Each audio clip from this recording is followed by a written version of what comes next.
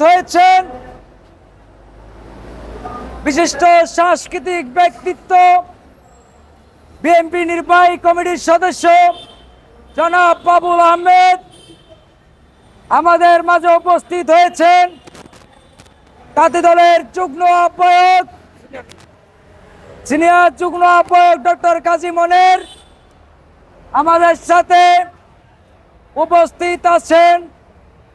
সাংস্কৃতিক দলের সহসভাপতি বাবু সুরঞ্জন ঘোষ, সাধারণ সম্পাদক এম আহমেদ খান মন্টু, মুক্তার হোসেন সহসভাপতি উপস্থিত আছেন।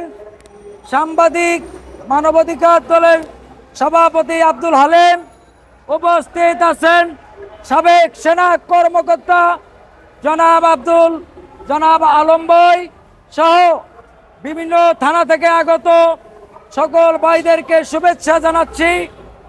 আমাদের এই পর্যায়ে সংক্ষিপ্তভাবে বক্তব্য রাখার জন্য অনুরোধ করছি আমাদের সাধারণ সম্পাদক সাংস্কৃতিক দলের জনাব এম আহমেদ খান মন্টু। দোষেরদের সহকারে সকল খুনিদের ফাঁসি কার্যকর করার জন্য আমি বর্তমান সরকারের কাছে আকুল আবেদন জানাচ্ছি। আরো আবেদন জানাচ্ছি আমাদের নেতা কর্মী ভাইদেরকে, আপনারা আমাদের বিএনপির কোথাও কোনো বদনামে যাবেন না, কোথাও কোনো অপসংস্কৃতি ব্যবহার করবেন না। আপনারা জনগণের বন্ধু হয়ে জনগণ কিভাবে শান্তি পাবে সেই দিকে খেয়াল রেখে বাংলাদেশ জাতীয়তাবাদী দলের ন্যূনতম সম্মানটুকু বোধ রক্ষা করবেন। আসসালামু আলাইকুম ওয়া রাহমাতুল্লাহি ওয়া বারাকাতুহু।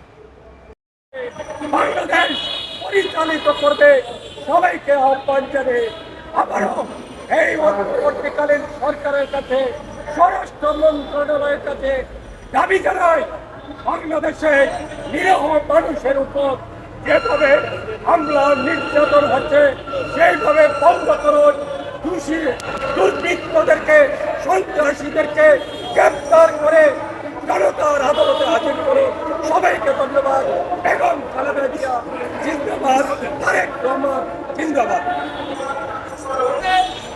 শেখ হাসিনার প্রতাপ ওই ভারতের দলাল, ভারতের সরকার প্রতিজনক শেখ হাসিনার সাথে আইনগর তৈরি করে আমাদের নেতা সাবেক এমপি এলিয়াস আলীকে খুন করেছে।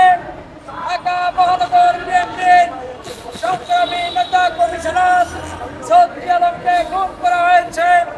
আরো অসংখ্য নেতা কর্মীকে খুন করে তাদেরকে হত্যা করা হয়েছে। অবিলম্বে আমরা এই অন্তর্বর্তী সরকারের উপরে আহ্বান জানাবো, শেখ হাসিনাকে দেশে এনে দ্রুত তাকে গ্রেপ্তার করে তাকে ফাঁসির মুখোমুখি করতে হবে। আমাদের দেশ প্রেমিক 57 জন সেনা কর্মকর্তাকে যেইভাবে নির্মমভাবে হত্যা করা হয়েছে ভারতের নির্দেশে, ওই নির্দেশদাতা শেখ হাসিনা সহ সাবেক স্বরাষ্ট্রমন্ত্রী, স্বরাষ্ট্র প্রতিমন্ত্রী অবিলম্বে গ্রেপ্তার করে ফাঁসির দাবি জানাচ্ছি। এখন বক্তব্য রাখবেন জাতীয়তাবাদী জাতীয় দলের সিনিয়র যুগ্ম আহ্বায়ক জনাব কাজী মনিরুজ্জামান মনির। আজকে জাতীয় দলের সাংস্কৃতিক দল পত্রিকার এই মানববন্ধনের সভাপতি রাজপথের সহযোগিতা জনাব ব্যাপারী উপস্থিত আছেন। আজকের অনুষ্ঠানের আমাদের বিএনপির আঞ্চলিক জগতের সবচেয়ে জনপ্রিয়